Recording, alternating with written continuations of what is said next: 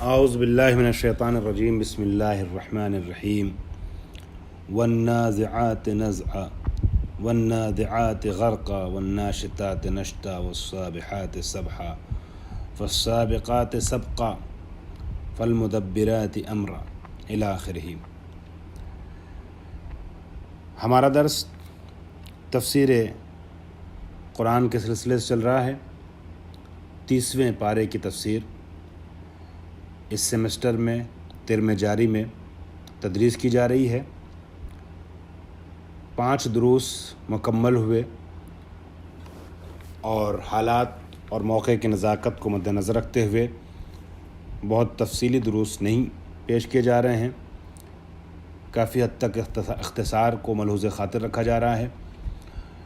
پھر بھی سورہ نبا کی تفسیر 5 درسوں میں مکمل ہوئی اور آج سورہ نازعات کی تفسیر کا آغاز ہو رہا ہے۔ 6واں درس ہے اس ترم کا، اور اس سورہ میں قیامت کے پہلے اور بعد کے حالات کی ایک عکاسی ہے اور دنیا انسانیت کو درس دینے کا ایک ذریعہ اس سورہ کو بنایا گیا ہے۔ چنانچہ خالق نہج بلاغہ کے خالق نے بلاغتوں اور فصاحتوں سے بھرپور، البتہ ایسی فصاحت اور بلاغت کہ جس کی فصاحت اور بلاغت کی ایسی فصاحت و بلاغت کہ جس فصاحت اور بلاغت کی تعریف کرنے کے لیے بھی زبان فصیح و بلیغ چاہیے، جس سے ہم جیسے لوگ بے بہرا ہیں، لیکن حصول ثواب کی غرض سے اس خدا کی تعریف اور اس کے کلام کی تعریف اور اس کے حسن کا بیان کر دیتے ہیں کہ جس کو ہماری تعریف کی ضرورت نہیں، اگرچہ مستحق کے تمام تعریف ہے، تمام حمد و ثنا ہے۔ والنازعات غرقا، یہاں نازعات کا معنی اگر آپ لکھنا چاہیں تو آپ لکھ سکتے ہیں روح کھینچنے والے فرشتے۔ اس سے کچھ اور بھی مراد ہے، آگے عرض کروں گا۔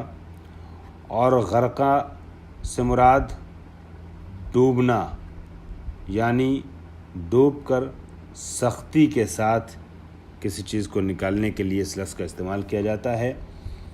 اور ناشطات جو ہے وہ نشط کی جمع ہے، اور اس کے معنی ہے آہستہ آہستہ اور آرام سے، مومنین کی روح کو آہستگی سے نکالنے کو مراد لیا گیا ہے۔ والسابحات کا جو لفظ آیا ہے، سابح، سبح، سابحات، یہ تیزی سے چلنے کو کہتے ہیں، تیز رفتاری سے آسمان سے زمین کی طرف آنا۔ ناشطات یعنی آسمان سے تیزی سے زمین کی طرف آنے والا، یا فضاؤں میں تیزی سے چلنا، ٹھیک ہے، سابحات میں پڑھ رہا ہوں، فضاؤں میں تیزی سے اڑنا یا پانی میں تیزی سے تیرنا، اس طریقے کی تیزی سے رفتار کو سابحات سے تعبیر کرتے ہیں، سبح سے اور سابح سے تعبیر کیا جاتا ہے۔ اور سابقات کے معنی تو آپ کو پتہ ہے، آگے بڑھ جانے کے ہیں، یعنی ہر روح کو فوراً اس کی جگہ پر اس کی منزل تک پہنچا دینے والے فرشتے۔ راجفہ جو ہے وہ شدید اور بہت سخت اضطراب والی چیز کو کہتے ہیں، زلزلے اور تزلزل کے معنی بھی ہیں، اور یہ جو راجفہ ہے۔ اور عادفہ جو ہے ایک کے پیچھے ایک آنا، بعد میں آنا، ردیف بن جانا، پشت سر ہم آنا، یہاں مراد دوسری والی جو آواز ہوگی، سور ہوگی، وہ ہے سور جو 2 بار پھونکی جائے گی، اس میں دوسری سور مراد ہے۔ واجفہ لرز جانے والی چیز کو کہتے ہیں، واجفہ یعنی لرزنے والا، ٹھیک ہے، خوف سے ڈرنے والا، واجفہ۔ خاشیہ خشوع کو کہتے ہیں، جس کا آپ کو علم ہے، ذلت، رسوائی، اللہ کے سامنے جھکنا، خاشع ہونا، یہ عزت کا سبب بنتا ہے، ورنہ اصل لفظ خاشع کا جو ہے وہ ذلیل کے ہیں، ذلت اور رسوائی کے ہیں، جھکے ہوئے کے ہیں۔ آنکھوں کے لیے استعمال کیا گیا ہے، یعنی آنکھوں کا جھکا ہوا ہونا، ڈر سے، خوف سے۔ حافرہ یعنی پلٹ کر کے جانا، جس راستے سے آئیں اسی طرف واپس جانا، یہ حافرہ کے اور نخرہ یعنی بوسیدہ، سڑا ہوا، گلا ہوا، یہ مراد ہے۔ کرتن خاسرہ، چونکہ پلٹنے کی گفتگو اس میں ہو رہی ہے، لہذا کرتن خاسرہ وہ واپسی ہے جو خسران کے ساتھ ہے، نقصان کے ساتھ ہے، جس میں کوئی فائدہ نہ ہو، ٹھیک ہے۔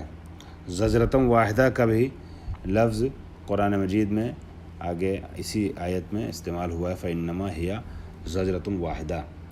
زجرۃ واحدہ یعنی یہ واپسی جس کا ذکر کیا گیا ہے، واپسی ایک سہے سے حاصل ہو سکتی ہے، حاصل ہوگی۔ ساحرہ وہ زمین ہے جس میں سراب ہو، اور اس کے احتمالات الگ الگ بیان کیے گئے ہیں۔ بہرحال اب آ جاتے ہیں ہم لغات کو بیان کرنے کے بعد آیت کے اوپر۔ والنازعات غرقا، والنازعات غرقا یعنی قسم ہے ان کی جو گہرائی میں ڈوب کر کے کھینچتے ہیں، نکالتے ہیں، ٹھیک ہے۔ اور ذیشان صاحب کا یا فرمان علی صاحب کا یا مقبول صاحب قبلہ کا، کسی بھی اردو مترجم کا آپ ترجمہ دیکھ لیجئے گا تو بہتر رہے گا، کیونکہ آپ کی جو اپنی کتاب متن ہے اس میں ترجمہ نہیں کیا گیا ہے، اگرچہ میں آپ کی خدمت میں عرض کر رہا ہوں اردو ترجموں کی مدد سے۔ بہرحال اور آسانی سے یہ جو والناشطات نشطہ ہے یا کھولنا ہے، آسانی سے کھول دینا، ٹھیک ہے۔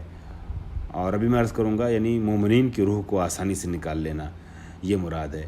اور فضا میں جو تیسرا لفظ ہے والسابحات سبحا، یعنی فضاؤں میں تیزی کے ساتھ اڑنا، ہے نا، اڑنے والے، تیرنے والے، پیرنے والے۔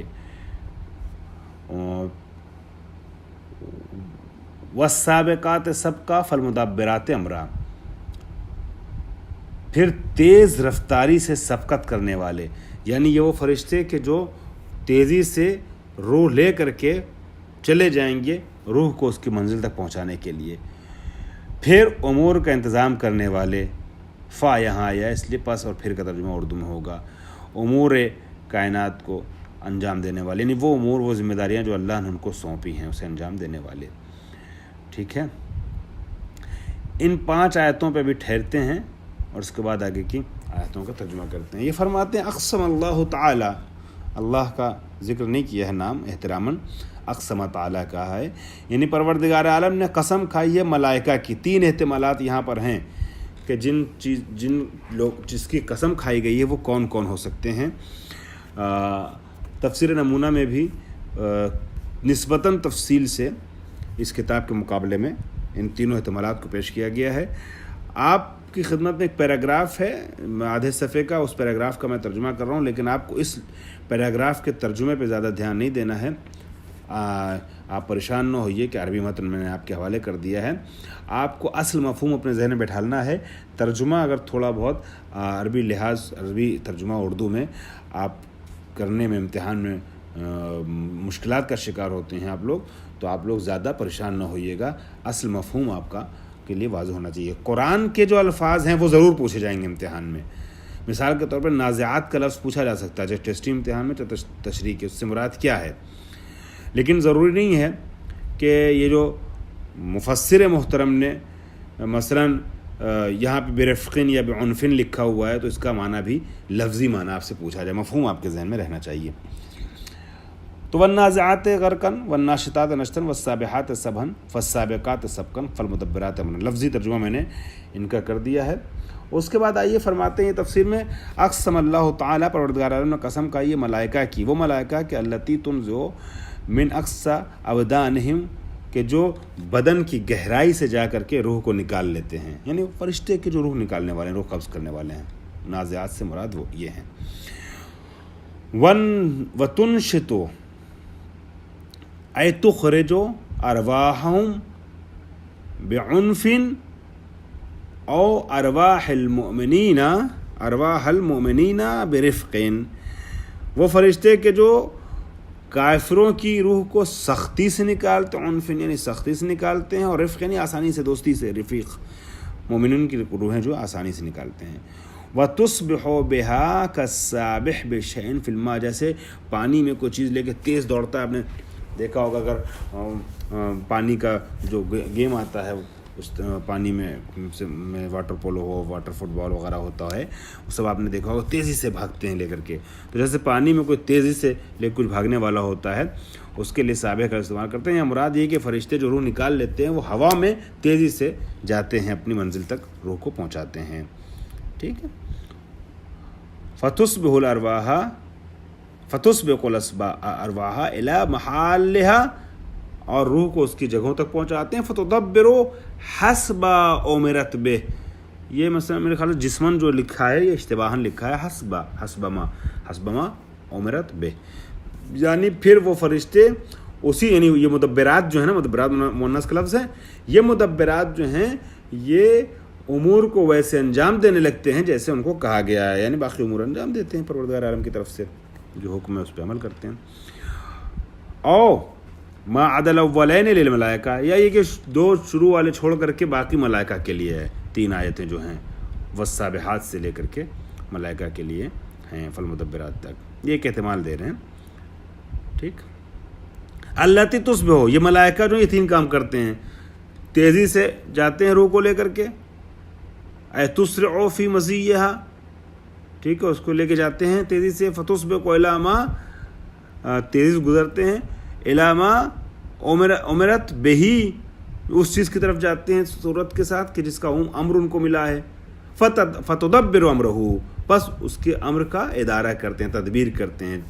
تدبیر امور یعنی نظام کو چلانا، نظام کو چلاتے ہیں، چونکہ کائنات کے نظام جو ہیں وہ بہت سے امور جو ہیں اس کے فرشتوں کے ہاتھ میں دیے گئے ہیں. جیسے کہ آپ نے پچھلے سورہ میں پڑھا کہ جنت و جہنم کے بھی مسئولین موجود ہیں، فرشتے، ہے نا، اور وہ جو ہیں وہ انتظار کرتے ہیں، پھر اپنے کام کو انجام دیتے ہیں. کافر آتا ہے تو اس کو جہنم میں لے کے جاتے ہیں، مومن آتا ہے تو اس کو جنت میں لے کے جاتے ہیں، اپنے امور انجام دیتے ہیں. تو فالمدبرات کا مطلب یہ ہوا. او اب احتمال دوم آ گیا. او اقسما، یہ اقسما یہاں بلائیے. بن نجوم جو ہے، بن نجوم کس کے عطف ہے؟ جار مجرور جس کے بالملائکہ ہے. بالملائکہ کس کے عطف وہ ہے، متعلق ہے، عطف میں نے شاید بول دیا. کس کے متعلق ہے؟ متعلق اقسما کے. اقسم بالملائکہ، جار و مجرور کا قاعدہ یہ سمجھنے کا کہ اس کا متعلق کون ہے، جو معنی کو مکمل کرے. تو اقسم معنی کو مکمل کر رہا ہے جار مجرور کے. تو اقسم بالملائکہ، خدا نے قسم کھائی ملائکہ کی. اور اقسم بالنجوم، او اقسم بالنجوم، یا قسم کھائی ہے یہاں پر ستاروں کی. یہ نازعات وغیرہ جو ہیں یہ سب جو 5 آیتیں جس میں مراد ہے نا، یہ مراد ان میں ستارے ہیں، فرشتے نہیں ہیں. التی تنزع من المشرق غرقا فی النزع، کہ جو مشرق کی طرف سے تیزی سے نکلتے ہیں حتی تغیب فی المغرب، حتیٰ کہ مغرب میں ڈوب جاتے ہیں. وتنشط من برج الی برج، اور ایک برج سے، برج آسمانی مراد ہے، ایک برج سے دوسرے برج تک آہستہ آہستہ یہ آہستگی کے ساتھ حرکت کرتے رہتے ہیں، منتقل ہوتے رہتے ہیں. اور تخرجو وتصبح فی الفلک، یعنی یہ تیزی سے نکلتے ہیں مشرق کی طرف سے اور پھر آسمان میں جو ہے وہ تیزی سے حرکت کرنے لگتے ہیں، فلک میں، ہے نا، فلک میں، فی الفلک، سوری فی الفلک، فلک تو کشتیاں ہو جاتا ہے، والفلک التی تجری فی البحر، یہاں فلک ہے، فلک میں جو ہے وہ تیزی سے چلتے رہتے ہیں. فَيَسْتَبِقُ بَعْضُهَا بَعْضًا فِي السَّيْرِ، پھر اپنی سیر میں بعض ستارے بعض دوسرے ستاروں پر سبقت لے جاتے ہیں، آگے بڑھتے ہیں. فتدبروا امران، پس امور کو انجام دیتے ہیں، جو امور اللہ نے فطرتاً اور خلقت کے اعتبار سے ان کے حساب میں رکھا ہوا ہے. جیسے آسمان اور جیسے چاند اور سورج کے ذریعے سے بہت سے امور دنیا کے انجام پاتے ہیں، ٹھیک ہے، اسی طریقے سے ان کے حصے میں جو امور ہیں وہ انجام پاتے ہیں ان کے ذریعے سے. خلقت لاجلہ، جن چیزوں کی وجہ سے یہ خلق کیے گئے ہیں، کہ تقدیر ہے، جیسے تقدیر عظمت والفصول، جیسے زمانے کو مقدر کرنا اور فصول کا آنا جانا، فصلوں کا ان ستاروں کے اوپر ڈپینڈ کرتا ہے. تیسرا احتمال جو ہے وہ مجاہدین کا ہے. وقت ختم ہو رہا ہے آج کے جلسے کا، میں انشاءاللہ اگلے درس میں اس کو آگے بڑھاؤں گا. وآخر دعوانا الحمدللہ رب العالمین.